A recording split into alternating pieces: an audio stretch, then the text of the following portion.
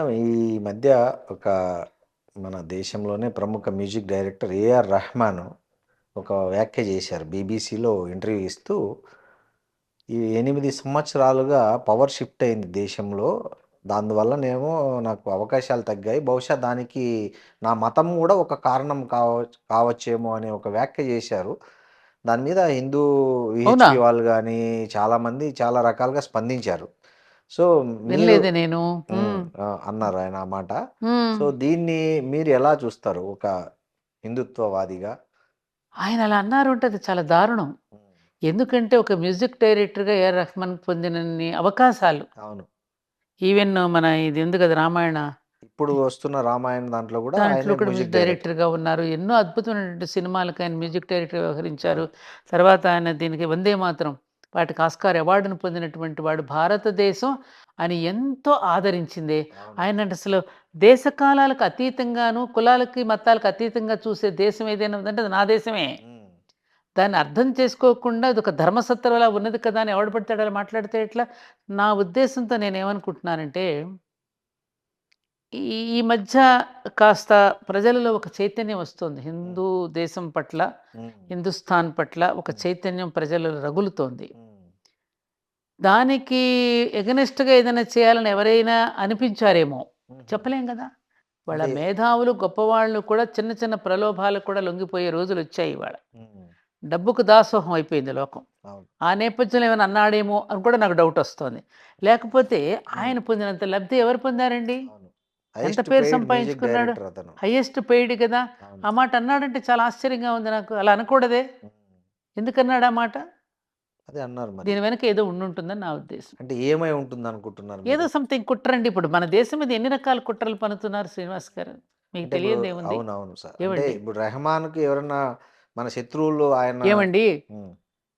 నిజంగా మహమ్మదీయుడనే గనక వాడిని తగ్గించారని అనుకుంటే, మన అబ్దుల్ కలాం గారు ఈ దేశానికి ప్రెసిడెంట్‌గా ఉండి, అవును. మన దేశపు యొక్క ఖ్యాతిని మరింతగా మిసైల్స్. పెంచి, అవును. అవును. ఆయన ఎంత భారతదేశాన్ని గురించి, భారతదేశ ప్రజలను గురించి ఎంత పొగిడి ఎంత ఇచ్చేశారండి ఆయన. అవును. మహానుభావుడిని. అవును. అదిగో మా ఇంట్లో ఆయన విగ్రహం ఉంటుంది. అవును. మరి ఇవన్నీ తలుచుకుంటే మనం ఇది ఎవరు కొంతమంది చేసే కుట్ర కాదంటారా? అదే ఎంతమంది ఫ్రస్ట్రేషన్‌లో ఉన్నారు. గొప్పవాళ్ళని ఈ దేశం హక్కున చేర్చుకో అదెంత ఎందుకంటే 'తస్లీమా నస్రీన్' హ్మ్. 'లజ్జా' అనేటువంటి పుస్తకం రాస్తే అవునవునవును. ఆమెను బంగ్లాదేశ్ బహిష్కరిచ్ నుంచి బహిష్కరించారు. బహిష్కరిస్తే ఏ దేశం ఆశ్రయం ఇచ్చిందండి ఆవిడకి? ఇండియా. నా దేశం కదా ఆశ్రయం అవును. ఇచ్చింది. అవును. ఎంతమందిని నా దేశం కడుపులో పెట్టుకుందండి? మొన్నటికి మొన్న ఎన్ని ఆమె రకాల కుట్రలు పన్నినా, ఎన్ని రకాల దాడులు చేసినా, ఆ అమ్మవారు గనక రాక్షసులను సంహరించి మళ్ళీ తన మెడలోనే వేసుకున్నట్టుగా ఏవండీ? అవును. మళ్ళీ వాళ్ళందరిని స్వీకరించింది నా దేశం కాదా? అవును. ఎంత దారుణం అండి ఇది. కాబట్టి ఇటువంటి వాటిని తప్పకుండా నన్నడిగితే హిందువులు ప్రతిఘటించడం కాదు. మహమ్మదీయుల విషయాన్ని ప్రతిఘటించి అతని నోరు మూయించాలి. ఏమిట్రా ఇలా మాట్లాడుతున్నావు?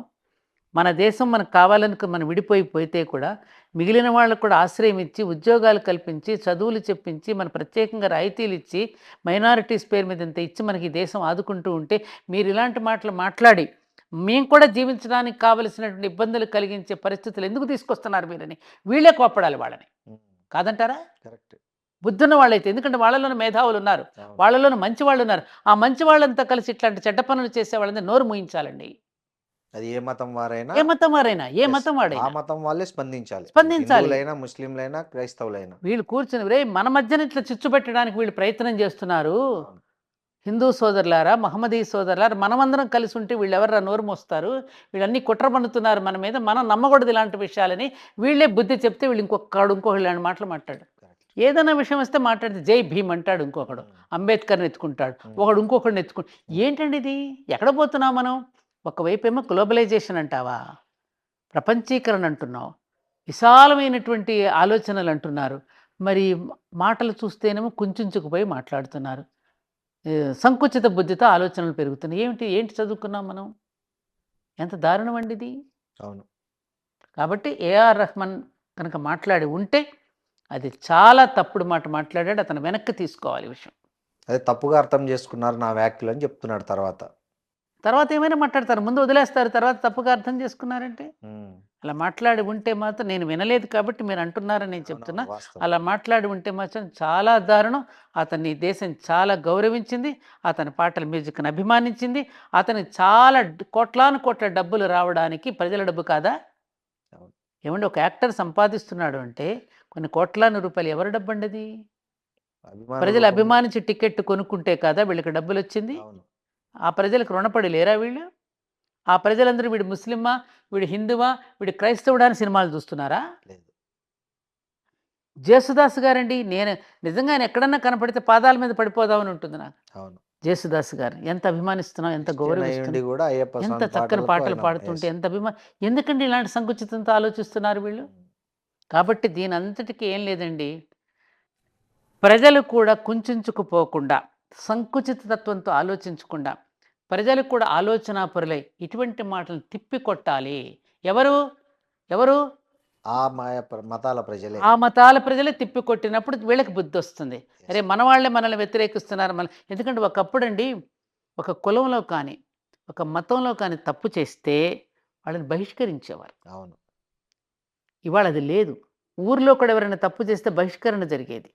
ఊరి పెద్దలందరూ కూర్చొని దానికి ఒక పంచాయతీ పెట్టుకొని తప్పు చేస్తే కులానికి చెడ్డ పేరు తెచ్చినా, గ్రామానికి చెడ్డ పేరు తెచ్చినా, దేశానికి చెడ్డ పేరు తెచ్చినా బహిష్కరించేవారు. అవును. ఇవాళ కోప్పడేవాడు లేడండి, మందలించేవాడు లేడండి. ఎవడిష్టం వాడు మాట్లాడేయొచ్చు. హ్మ్. అందులో సోషల్ మీడియా వచ్చింది. అవును. ఎవడిష్టం వచ్చినవాడు వాగేయొచ్చు. అవును. ఏది పడితే అది మాట్లాడేయొచ్చు. అవును. ఈ పద్ధతి చాలా తప్పండి. చాలా తప్పు. మేడం ఇట్లాంటిదే ఇంకో కాంట్రోవర్సీ ఈ మధ్య ఒక యాంకరు సంక్రాంతి కమ్మవాళ్ళ పండుగ, కమ్మవాళ్ళు చేసుకునే పండగ అని ఒక వీడియో చేశారు. దాని మీద చాలా కాంట్రోవర్సీ నడుస్తుంది.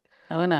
ఆ! ఇవన్నీ నేను చూడను కదండీ! నాకు తెలియవు ఇవన్నీ. అవును. హ్మ్. అంటే నిజంగా ఈ పండుగలు ఇట్లాంటివనేటివి కొన్ని కులాలకు సంబంధించినవా? లేకపోతే మొత్తం హ్మ్. అందరూ కలిసి చేసుకునేవా? ఆ యాంకర్ ఎవరైనా నా దగ్గరికి పంపిస్తే ఆ! కూర్చోబెట్టి చెప్తా దానికి. హ్మ్. గ్రామం వైపుకి ఎప్పుడైనా అసలు చూసిందా? హ్మ్. సంక్రాంతి పండుగ వస్తే అన్ని కులాల వాళ్ళు కలిసి చేసుకునే పండుగ. అవును. ఆ అమ్మాయి ఎప్పుడైనా గ్రామాల వైపుకెళ్ళి చూసి ఉండదు. హ్మ్. గ్రామీణ వాతావరణం తెలిసి ఉండదు. హ్మ్. ఏవండీ? అవును. తెలిసి ఉంటే ఇలా మాట్లాడదు. హ్మ్. అన్ని కులాల వాళ్ళు కలిసి చేసుకునే పండుగే సంక్రాంతి పండుగ. హ్మ్.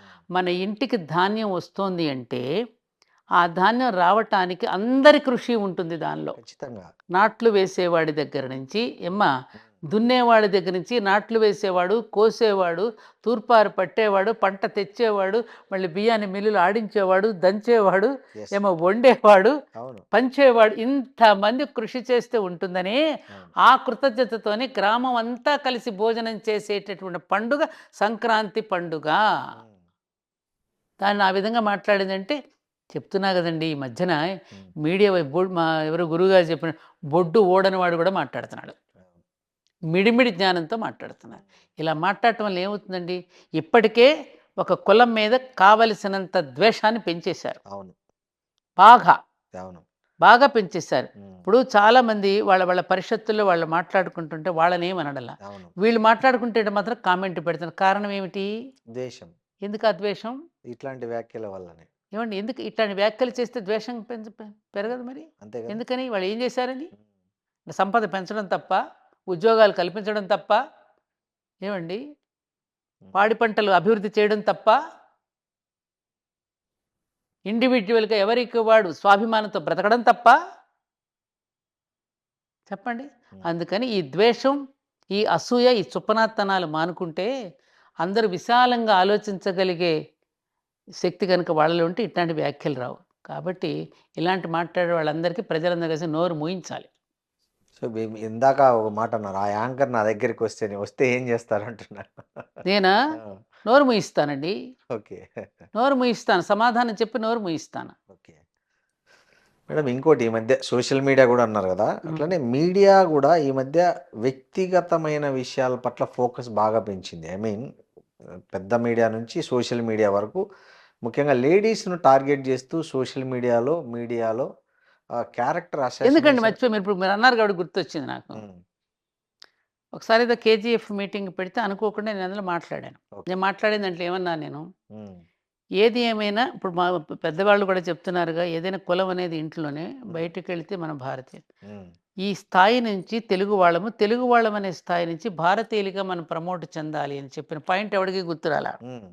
నేను అక్కడ మాట్లాడేసరికి ఈ మధ్యకాలంలో నేను ఏదైనా మాట్లాడితే ఈ గాడిద కొడుకులు కొంతమంది ఉంటారుగా, ఈ పనికి మాలిన వాళ్ళు ఏ పని పాట లేకుండా జులాయి వెధవలో వాళ్ళ కింద నేను ఏదైనా మాట్లాడుతుంటే కమ్మ కొలగజ్జి అని పెడుతున్నారు.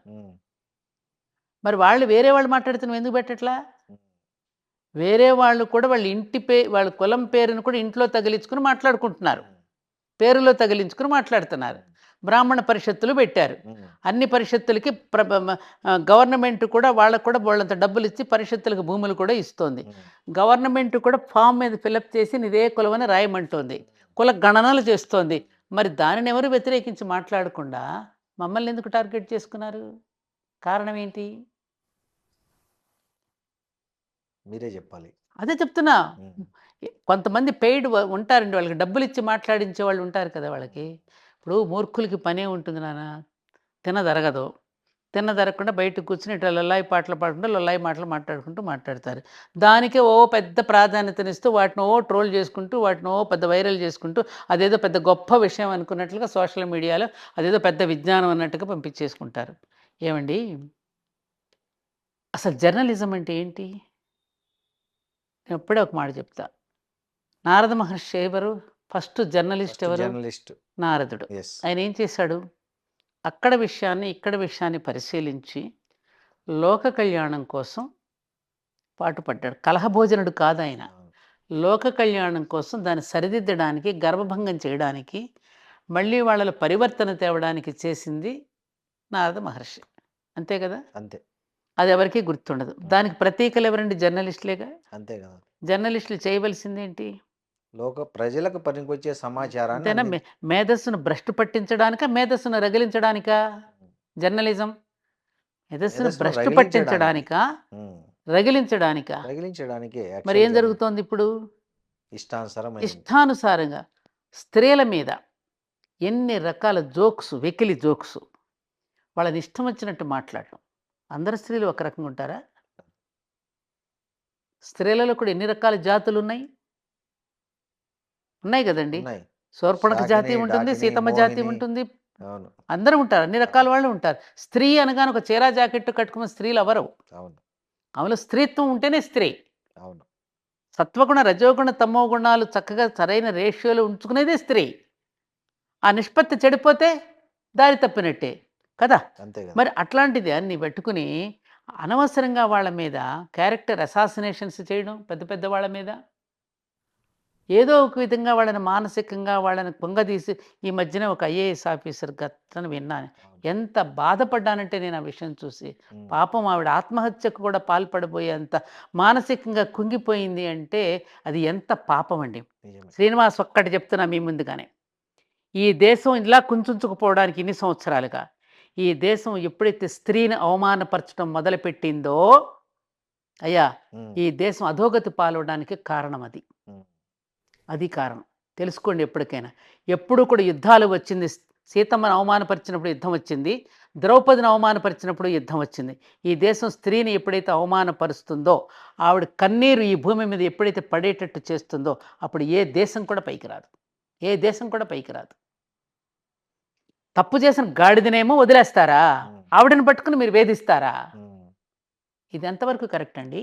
ఎన్ని అవమానాలు భరిస్తూ వస్తుందండి అనాది నుంచి స్త్రీ? అంత పురుషాహంకారమా?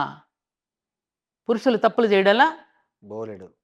ఎందుకండి నేను సోషల్ మీడియాలో గాంధీ గారి దగ్గర నుంచి, నెహ్రూ గారి దగ్గర నుంచి, ఇందిరాగాంధీ దగ్గర అందరి మీద ఏదైనా విషయం ఉంటే కూర్చొని డిస్కస్ చేసుకోండి. మీరు పార్టీ పరంగా డిస్కస్ చేసుకోండి, పాలనా పరంగా డిస్కస్ చేసుకోండి.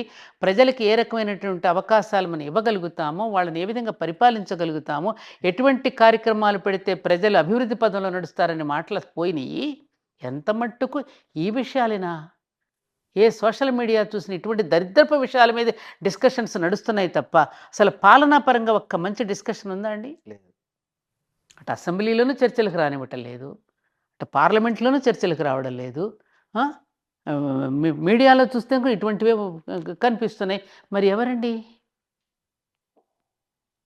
అక్కడక్కడ మేధావులైనటువంటి వాళ్ళు పాపం అవన్నీ పట్టించుకోకుండా ఇంకా కొంత మంచిని పెంచడానికి ప్రయత్నం చేస్తున్నాం కాబట్టి ఈ మాత్రం ఉంది.